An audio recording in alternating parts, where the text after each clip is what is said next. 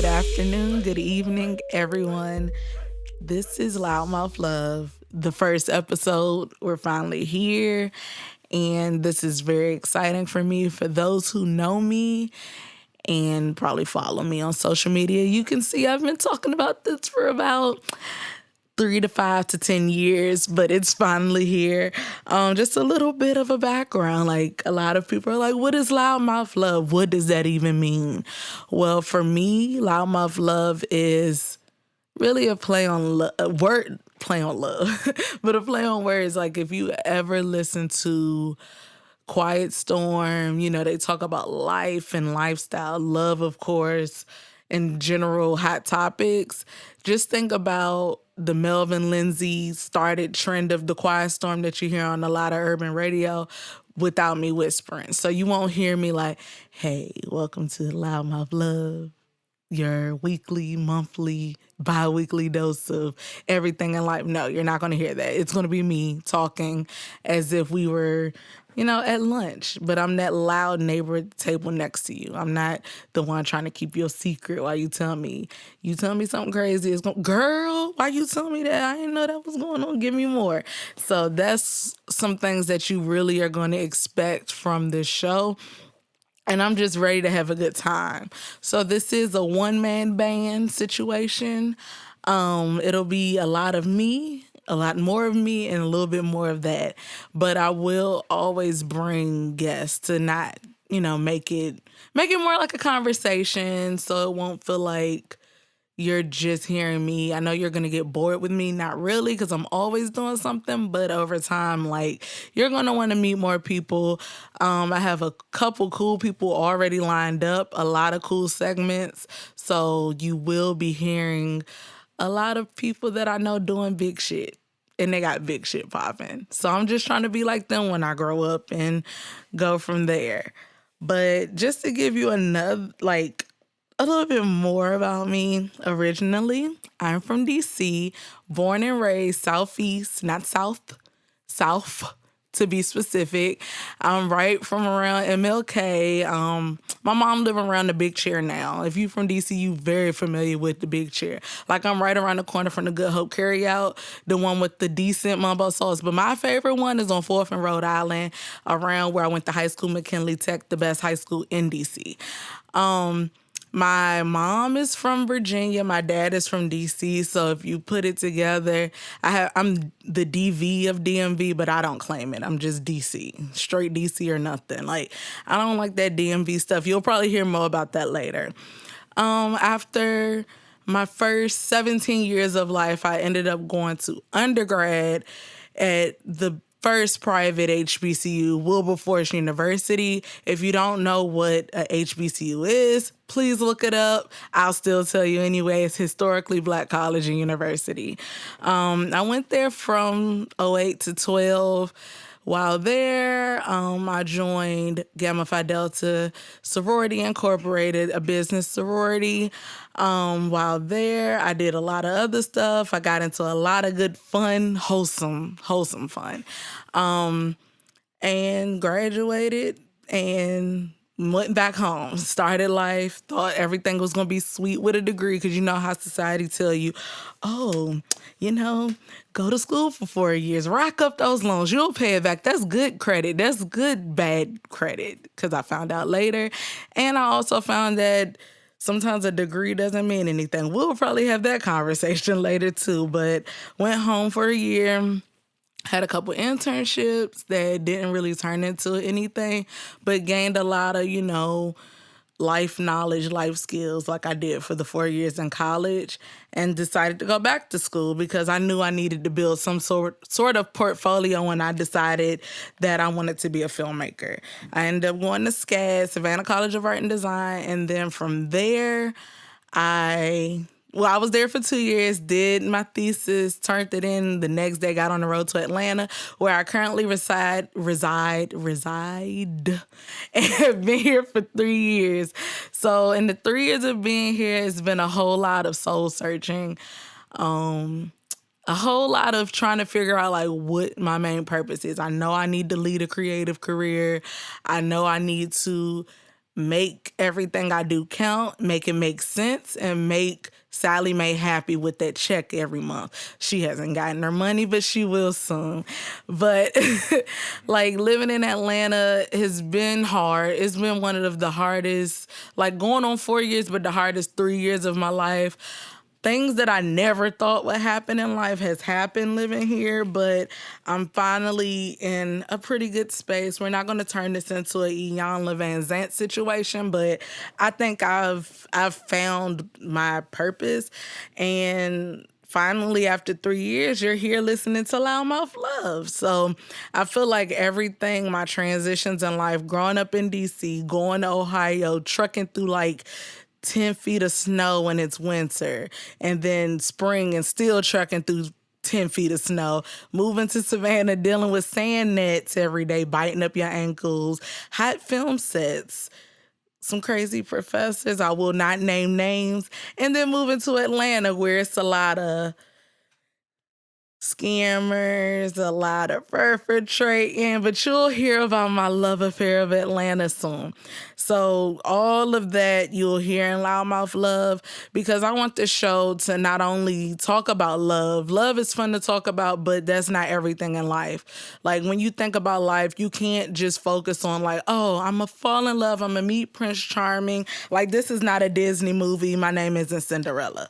So, I feel like with this show, it'll get you to hear stories from not only me, but my guests talking about love and relationships, career, self. Like self-love is a big thing. And I feel like once you have that, everything else will fall into place. But you always have those moments where you doubt yourself. But I feel like everything comes together to complete a full person. Like you can't be... Nobody can really live a life lonely. Like that's kind of boring, and then you kind of beat yourself up. So you will need the love and relationships, but then you'll also have to have the love and career, because you can't do something on a daily basis and not have love for it. You won't have the passion and you won't have the drive to do your daily life. Then when you think about love in life, like life to me is not always going to be like, oh, I got to make the big check. Oh, I got to go to work every day. Oh, I have to make sure I attend to my friends. But just think about life in general, your thought process, travel, like now I have a job where I travel for a living and I get to go, like, I go to some crazy places. I went to a place that was like home of the cow country or something. In California, you don't think about things like that. When you think about California, you think about sunny beaches. Some of you guys think about 420 and weed. Some of us think about, good sushi and tacos. But, like just seeing all of those things, it shows that it's life outside of wherever you're used to. So I feel like loving your life is another aspect to bring yourself give you a full spectrum look at yourself and in life. Also, like, I don't want to sugarcoat stuff on this show. Like, I don't want it to be a whole lot of like, girl, F that nigga, da da da da da. It's not going to be all of that, but I do want it to...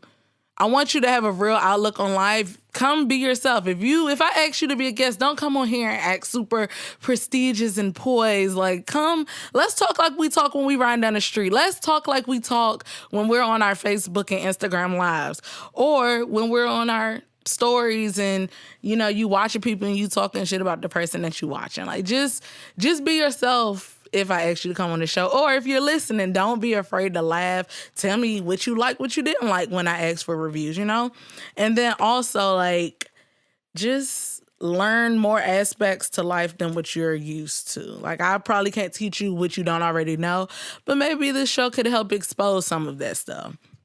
Like, I want this show to be something that millennials could relate to.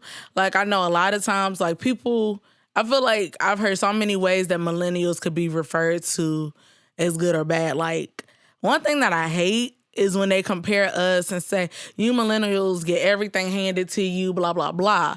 But to me, it's almost like looking at different things in history. Like, yeah, you paved the way for me to get where I am now, but don't downplay me when I have it a little bit, I have... not luxury, but things are kind of here in an easier way, like as far as technology. But when we look at the opposite side of things, we are forced to go to school to get more debt, but then we can't get a job after school. So like conversations like that is what you'll hear for our millennials, talking about maybe finances, talking about career, love. Love was easier back in the day. They didn't have to worry about somebody sneaking to get on Tinder. They didn't have to worry about, oh, he was liking such and such story because she was on there twerking or whatever. You know, like I think this show will really relate to millennials, and we'll be able to have an open and honest conversation.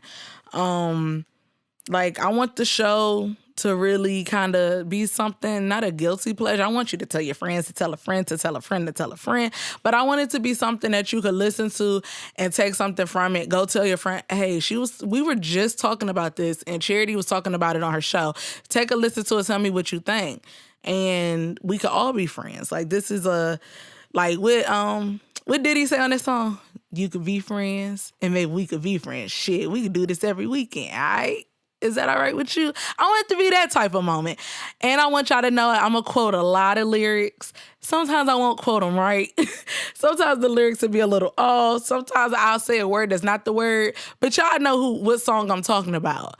Like, have y'all ever thought about when you were a kid? Y'all seen those memes when you always said the lyric, then when you actually hear the lyrics, like, dang, I've been saying like, okay, what's the T-Pain song? It was a song, he was like, gray Cadillac. I always thought he said green. I mean, maybe that's just me not understanding accents at the time. I don't know. But you'll hear me say a lot of lyrics that you may not remember the real lyrics to, or you'll know the lyrics to, and then you could just correct me later. Because I know you're going to listen. You're going to be able to tell me everything that I did wrong. And I'll be able to fix it, because that's what I like. Like, another thing with me, like, I do film. I love coming of age stories. Like, stories like She's Gotta Have It. One of my favorites is like 16 Candles. Like, just those stories where you see, especially women, you see women grow into themselves and understand themselves. But I also love old music. Like, anybody that knows me will hear a song, and the first thing on my mouth is like, who sampled that? I know you know who sampled. So, later down the line, I'll probably introduce a segment of who sampled. I want, really to make the show as interactive as I can. I want you guys to be like, dang, Charity, I ain't know such and such sample. I'm going to go download it. And I also make some really good playlists. They may take a lot out of your life, but they're really cool. Like, I have a playlist that's like 3 days long. It gets you down the road. You might want to take a cross-country trip, and you could download my Riot Music playlist. So I just want y'all to know more about my interests, kind of a day in the life. What I like to do. I have a very busy life. I travel for work. I work retail. I do film on the side, and now this podcast. So I just want you guys to hear the stuff that I go through, the normal thought process, the thoughts that I have. I mean, I sometimes feel like I work too much, but then I meet other people that are doing the same thing. And piggybacking on the millennial thing, I think it'll also highlight that, yeah, we may not seem like we're doing normal jobs. We're not going to an office every day, sitting there, click-clacking on the computer, and then going home and then retiring after a couple years. Like, we work, and then we also do more work outside of work. Because I feel like our generation is trying to make another lane for themselves. So we have our professional career, then we have our creative career, or our entrepreneurial side of life. So I just want the world to know that millennials aren't lazy. I think we work a little bit harder than some other people. I don't want to make a divide, but I want everyone to see like what we see and have a platform to show that. So just a traditional lifestyle show is what you'll get here. I can talk, I promise. I don't know what's going on. I like to bring up conversations that sometimes people don't like to talk about. I've noticed for me, like, just coming from DC and then moving to the South, I feel like a lot of my thought processes on things are different. Like, a lot of times at work, we'll be having a conversation on relationships. One, I'm single, so a lot of my opinions sometimes don't matter, but they do give a perspective of a person that is not, committed to someone right now. So I feel like in this show, you'll see my thoughts are not always as conventional, but they make sense to somebody. Me coming from DC, like style of dress, maybe style of talking, how me talking to elders versus someone down here talking to elders, or just general music taste and style of food. I don't know. It's so many different things. I just really want to highlight everything that I've encountered living in Atlanta. So I think this is a good time to think about like things that I would hear on a date. Like if you're on a first date, I want y'all to know as much about me on this first episode that y'all can before we get into bringing guests. Because I don't want to distract from the fact that, you know, this is a way for me to give you a day in the life of Charity, but also have other guests that have common interests or we are always opposite and we have a chance to argue and everybody can hear that I'm right, you know, because I'm always right. Y'all hear that later. But no, really, I just really want you guys to like know more about me. So first, my name is Charite, Charite. I don't spell it with the Y, it's an E. So right there, you know I'm unique. My mom knew out the gate that I was going to be the shit. Like she just knew. But I'm not cocky. I'm definitely not cocky at all. I'm really humble. I love people. I love just being around other people. I don't like sitting still. Like there's one thing about me. Like I'm trying to learn how to take the time out and like relax within myself. I'm trying to learn how to, hey, if you can't get it done today, sit your ass down. But sometimes I can't do that. I feel like I have to be doing something, and that can either be a good or a bad thing depending on the situation. So you guys, I want you guys to help me work through that, really. But name is Charity with an E. I get off topic. Y'all seen that meme where it says normal people conversation? It has a straight line going across. At the bottom, how I have a conversation, hills and valleys, nooks and crannies. That's me. So just deal with it. I also cut people off with talking. So that's something I'm learning to do, not to do, but I'll get you back on track. I don't have a favorite color. I think for me it's how I feel that day. I do like bright stuff. You'll never really see me in black or any other neutrals. I like long walks on the beach. I like, you know, the traditional girly stuff at times, but I'm not a damsel in distress. I can do it on my own. I'm an independent woman. However you want to take that, we could go Webby or we could go Destiny's Child, depending on the age. If I'm going out, it might be an INDEPE, or it could be women independent.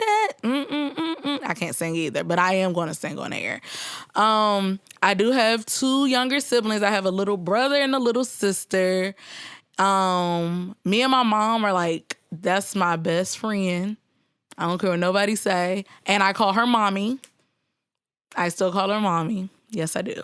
I have a dog named Cinnamon. I have host of family, cousins, aunties, uncles, the crazy ones, the same ones, the far in between ones. I just love being there for people. That's another thing about me that I want y'all to get out of the show. Like, I really like being there for people, and I hate when people aren't there for me. But at the same time, you understand that everybody's path in life is different, and sometimes you got to deal with it, or you can work through it. So maybe through the show, it'll also be breakthroughs. I love highlighting people doing good. Like, I really pray and hope that I could get a lot of people that I know doing good things in the community to come into the show and really discuss their brand or their company, just to give people a way to highlight themselves. I feel like that's one thing that we don't do in this generation is help others. And one thing I want to do out of this shoe, I have a shoe affair that I can't stop. I work at a shoe store part-time, so you might hear me talk about the next sale at Clark's, but I don't want to get them no free advertisement. But no, I really want to help others and, you know, help them to highlight themselves and really help them to build their brand. Sometimes their brands are going to be bigger than mine a lot of the times coming in, but I really want to be a part of something when it's really just starting or just starting but already blown up. I think at the end of the day, I want to look back and think about like a lot of documentaries you see where all of these icons talk about when they were getting it from the bottom. Like a lot of these icons that are friends now started out together. So I want later down the line to look at a group of my friends and see that we all started at the same time, same level. And we're here, you know, we may be the next icons of the next generation where then they're looking up to us. And I want to start a trend of, okay, we helped each other to get where we are. We helped the next generation. And then it becomes a cycle. I feel like a lot of times people get to a certain level of success and they don't know how to come down off of it. They don't know how to help people. They often forget where they were before they got to the level that they're in. And I don't think that's fair because when you're dreaming, you're like, dang, I really want to be like Beyonce when I grow up. But how would you feel you walking down? I mean, she has a different level of security, I'm sure. But how would you feel if you were to try to meet Beyonce or any celebrity at that, you know, you meet them and then they're just kind of looking at you as if like, who are you? Why are you looking at me? And I was like, I'm the reason, the sole reason, but like, I look up to you. I support you. Every venture that you have, support me. So I really want that when I get older, like, well, further in my career. I don't want to say, because I might not ever age for real, you know, but I'll have a young spirit. I just really want deep down inside to always help the next generation after me. Sorry that this episode is just me blabbering, but I just wanted this first episode to kind of give you a full spectrum of me. What else can I tell you guys? What y'all want to know? Okay, I could bring it back to, since I gave you an overview of where I'm from, I could bring it back to where I'm from. So in DC, I grew up in Southeast. I went to school uptown. I went to junior high school in Southwest, and I went to high school in Northeast. In high school, I did have the opportunity to travel internationally. That was my first, and up until last December, my only international trip. I was able to go to Egypt, which was a big eye-opener for me, especially at a young age. So now that I'm older, I do have a dream to go back once I can afford it. But I do have the dream to go back because I feel like I could really appreciate the history and the knowledge that's in Egypt. Like, one thing that I'm fortunate as far as growing up in DC and going to DC public schools, that our teachers, they never sugarcoated anything. And when I mean sugarcoat, they didn't give us the basis of education. So when it was Black History Month, I didn't just learn about everybody that you already hear about on a regular basis. I remember it was a project I had to do where the teacher gave us a list of people not to do a report on. And to me, I thought it was the worst thing in the world, but now that I'm older, I'm like, dang, I knew about stuff that people didn't learn about until college. So I was fortunate to have that, you know, growing up in D.C. Then even with the trip to Egypt, Dr. Kuda Gibson, it was really cool because when we were taking world history, like the curriculum in D.C., like ninth grade, you had to take D.C. history, which was cool because that's basically a whole crash course in Black history. Then world history class was, everything started like with the basis of Africa, and then we branched out to other continents and everything like that.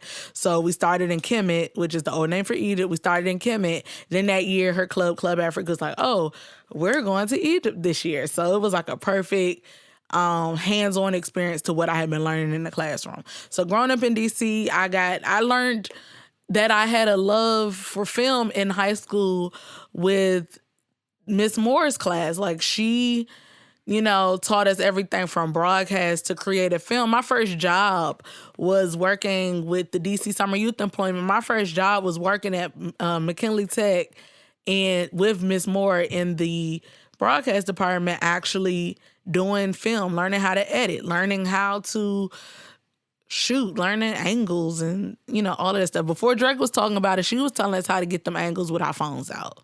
Well, we ain't had good camera phones, but, you know, we was getting all the angles. Then, like, taking it to college, like, a lot of people know, but a little people don't. But, like, me and my mom went to the same college.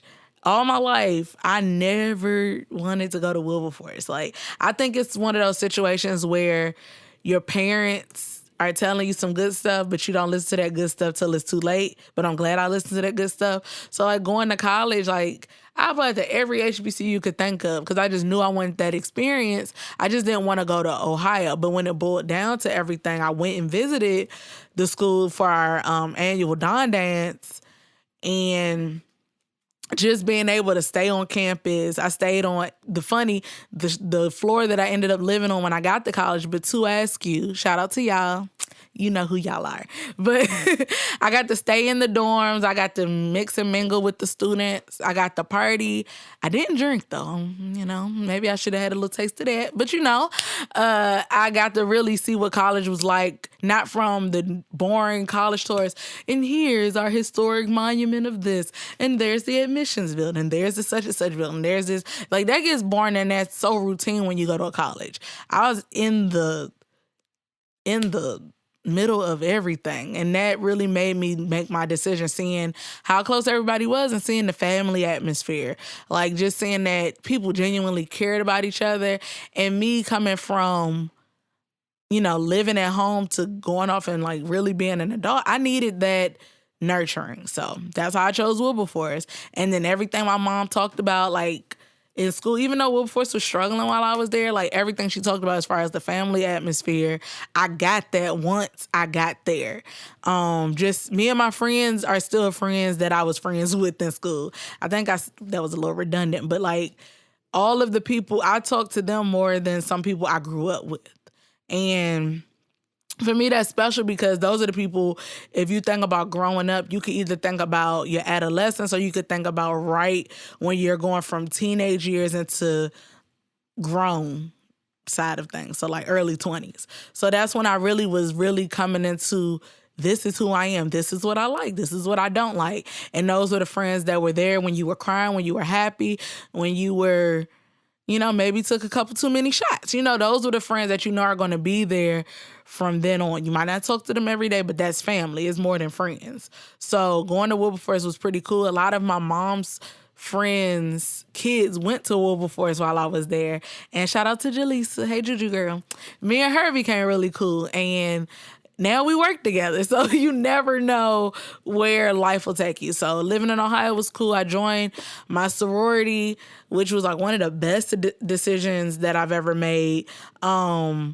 Just seeing how I grew, because I joined as a freshman, and just seeing how I grew with being a member and learning sisterhood. Like, I have a sister, but like learning like through the thick and thin, like sometimes being put through stuff that you may not have thought you would, that would bring you closer. And I'm not even talking about the pledging thing. I'm talking about funding events, planning events, merging ideas with people that have totally different outlooks, or they grew up different than you. Just learning how to deal with people was one of the best things I learned from being in an organization. Then from graduating college to just being a national member in my organization. That was pretty cool. I don't know many people that join Greek organizations or any other associations or organizations in college that actually had a voice in their organization. So that was pretty cool for me. I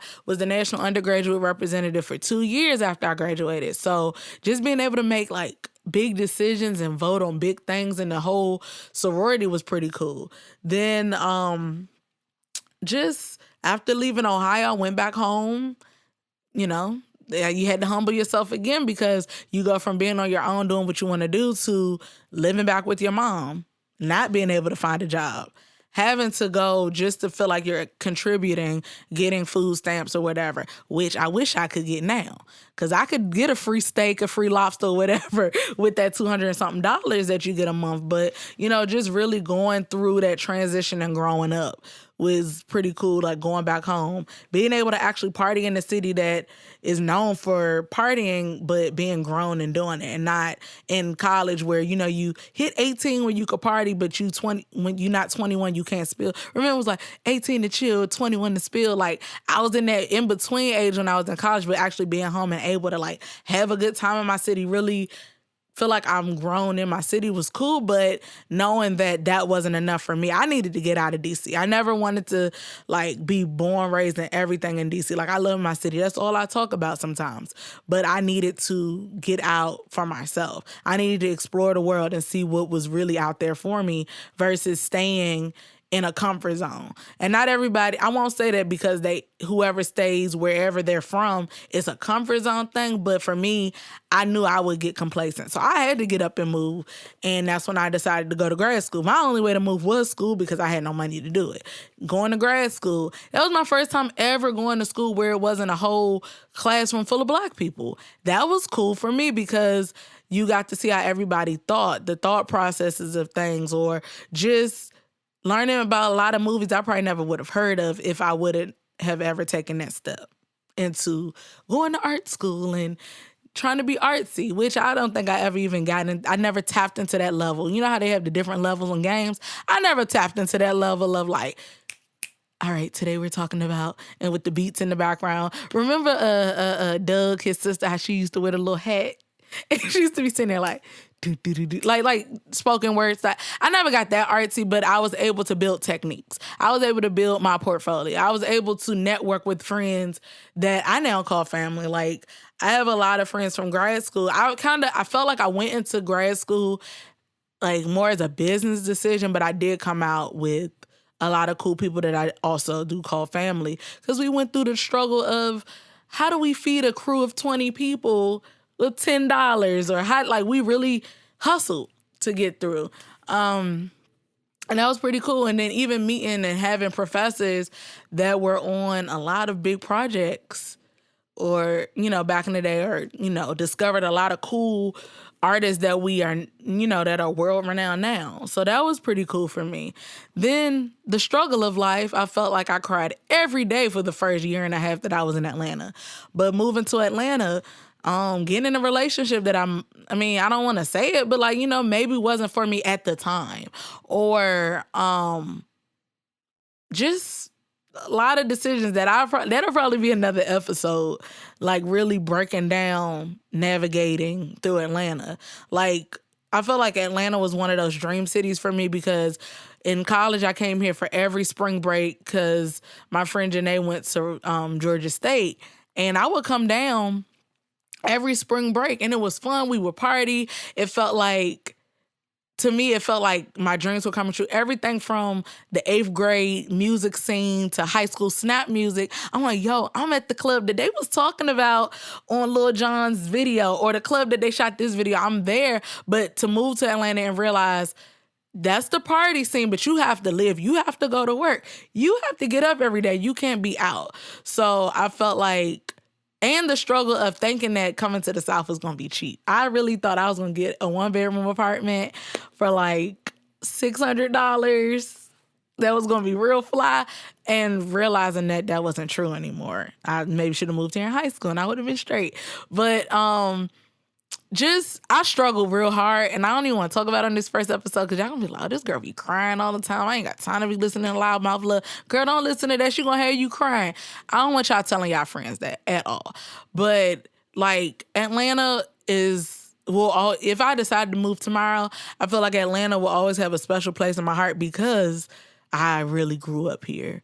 Grew up. Like, I will give y'all a tidbit. I worked 3 jobs when I moved here, 3 part-times.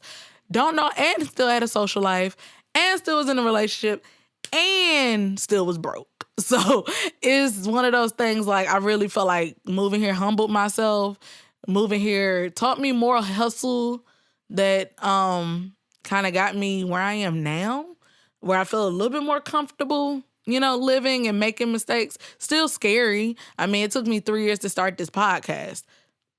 Like, it's really, living here is really showing me a step out on faith situation. And I'm trying to figure out if I'm ready to make another step out on faith situation, or decision. But Atlanta has been a struggle. To now, I've, worked a lot of odd jobs, did a lot of things that never thought I would do or maybe shouldn't have done, to now I'm able to talk to everyone about it and bring people where we could collaborate and maybe come up with resolutions and solutions at the end of every episode. Because I don't want it to be us cracking jokes all day, gossiping about celebrities and giving all of our opinions that may not ever be heard by them. I really want to come and talk about real stuff and then later maybe come up with solutions or resolutions or even give resources on how to fix it. I don't want this to be the normal podcast where we just chop it up and then you get a good laugh, but you don't feel like you're leaving it with something. Like, I always want you to leave, well, not leave, but leave listening to Loudmouth Love with some type of idea or maybe a spark of creativity or a spark of conversation to bring up the next person. I never want it to be a mindless situation and you feel like it's no point in coming back, because I want you to come back. I cook really good and I might give y'all some recipes. I don't know. I'm just trying to make this a well-rounded situation somewhere where, because starting out, we're only going to put out shows monthly, but after that, maybe bi-weekly, every week. I don't know. It depends on how much y'all really like me. I need that feedback. I really want this to be open and honest conversation. The guests won't be just my friends.